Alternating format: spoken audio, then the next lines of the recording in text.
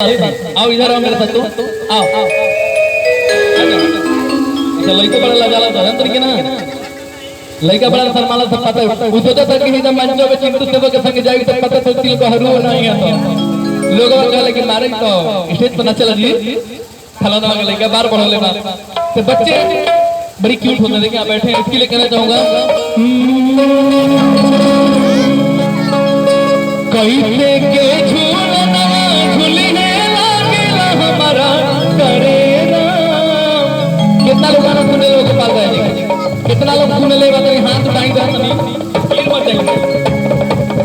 काली मैया की जय